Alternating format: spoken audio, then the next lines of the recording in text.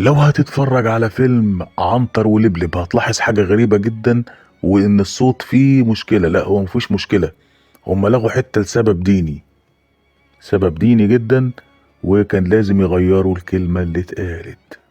متنساش تشترك في القناة وتفعل الجرس وتدوس لايك لو الفيديو عجبك. قصة النهاردة عن فيلم عنتر ولبلب. هتلاقي في أول الفيلم الصوت متغير تماما. يعني مثلا كل ما تلاقي حد بينده اسم عنتر، لان في النسخة الاصلية كان اسم سراج منير بطل الفيلم مش عنتر، كان اسمه شمشون.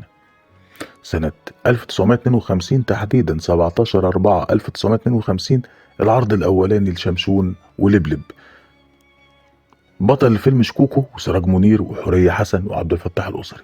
الفيلم توقف بعد العرض بايام قليلة. ليه؟ قال لك غيروه يا جماعة، بلاش كلمة شمشون دي، لان شمشون ده في سبب ديني يخلينا نلغي الاسم ده، احنا نخليه عنتر ولبلب. ليه يا جماعة؟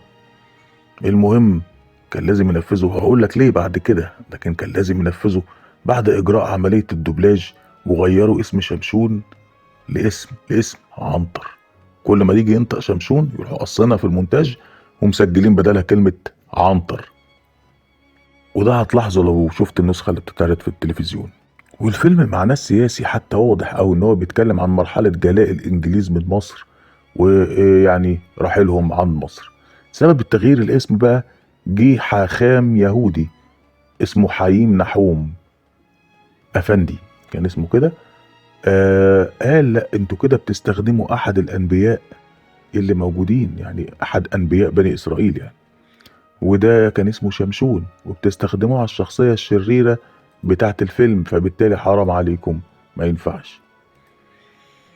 فطبعا كان اسم شمشون طبعا اسم احد انبياء بني اسرائيل، فبالتالي كان من الناس في صناع بتوع الفيلم ان لا يا جماعه تعالى نغير عشان ما يحصلش مشكله مع اي ديانه من الديانات، ونخلي بدل شمشون نسميه عنتر.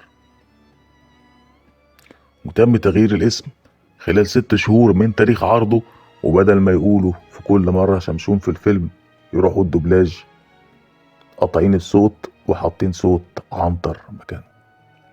دي كانت معلومة عن فيلم عنتر ولبلب. وما تنساش تشترك في القناة وتفعل الجرس وتدوس لايك لو الفيديو عجبك، وانتظرنا في الحلقات الجاية.